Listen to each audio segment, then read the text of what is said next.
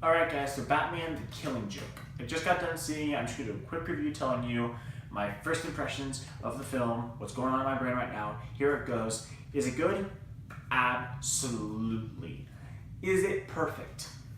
Not even close. So yeah, The Killing Joke is my favorite Batman story of all time. It's my favorite Batman comic or graphic novel of all time, and it's one of my favorite graphic novels in general. Alan Moore, I'm a huge fan of Alan Moore. His run on Swamp Thing is fantastic. He did V for Vendetta, he did Watchmen, The Killing Joke. I love Alan Moore. I love this storyline. I think it's so cool, it's so realistic, and it really makes you question things, and the psychological aspect of it is so interesting. And all of that carries over very well into the film. You definitely get all of that, and when you're watching the Killing Joke part of this film, it definitely gives you all the same feels you felt during, reading the graphic novel. It's almost like watching the pages just move a little bit, and it's really good.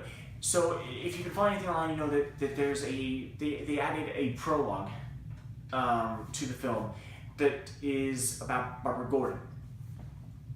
And people have been really, really fussy about this, primarily saying a couple of things. One, that a particular detail I want to address right now feels shoehorned in and seems inappropriate, and I'll address that in a minute.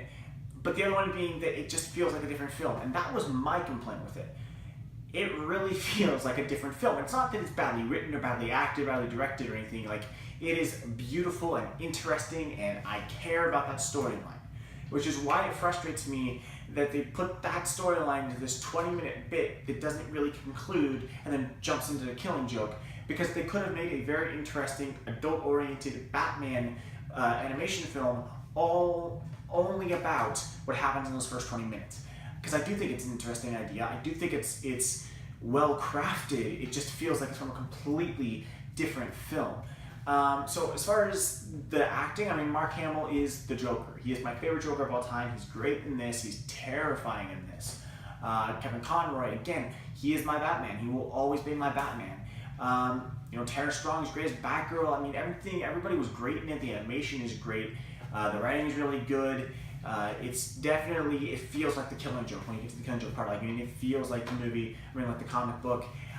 It is very warped and very twisted, extremely so. And I knew what I was getting into because I read the graphic novel, of course, several times. But when you really see it, when you see the realization of it, instead of just like looking at a page that has some pictures of it, it is brutal. But it is really, really good. I will say that the controversy surrounding this film in the last few days has been astounding to me, because having now seen the film, the complaints were being made. I understand why they were being made, but I don't understand why they were being made the way that they were being made. Like, people were harassing the creative crew at the Comic-Con panel about decisions that were made, and it started fights, and the Comic-Con panel started yelling back, and the whole story is really crazy. But the thing is that those arguments aren't null. You can make a good case for them, but I don't feel like you can make a good enough case to attack people for them. But yeah, so if you want to not get any spoilers, then you're going to want to turn it off in just a second here. Yeah, it's good. It's really good. It's really entertaining. Tonally, it's great. It's creepy. It's dark and gritty and twisted. It's really good. And I'm going to give it an A. And now it's time for the spoilers portion. But before you click away, I'm not going to spoil the ending of it. I'm not going to spoil any events that happen during the Killing Joke part. I'm just going to talk about one detail that happens in the first 20 minutes of the film. Here we go. Batman and Batgirl, sex. I have to address this because everybody's addressing this. Everybody has their own opinions on it, and I wanted to put mine out there. There's my opinion on it. I don't care. My opinion is I don't care, and the reason I don't care is because they've had these undertones in Batman lore for forever. I mean, if you watch the original Adam West 60s show, there are those undertones. When you watch, any Batman series, when you read Batman comics, there's definitely some form of sexual tension there. People have taken the opinion that Batman is supposed to be a mentor to Barbara Gordon, and that is also true, depending on the run of comics. usually that is how you see it. However, they have had them, undertones of them being in a relationship several times throughout the different eras of Batman lore. It doesn't really bother me. I mean, like I said earlier, I think it's something where that storyline is super interesting. The storyline they craft around it is really interesting, but they don't give it enough time to really breathe and grow and understand. And so people were saying that it seemed like it was sexist, it was over-sexualizing her, that they made her a victim and just another girl pining after Batman. And they're right, but I think that makes it sound worse than it comes across in the film, because I don't think it was meant to be sexist, and I don't think that what they were trying to do is sexist. I think that the way that it plays out on screen feels a little bit sexist. Because what they were trying to do was show Batman being overbearing and being overprotective and kind of being full of himself and not trusting Barbara enough, and also to foreshadow for the events that happen later in the film.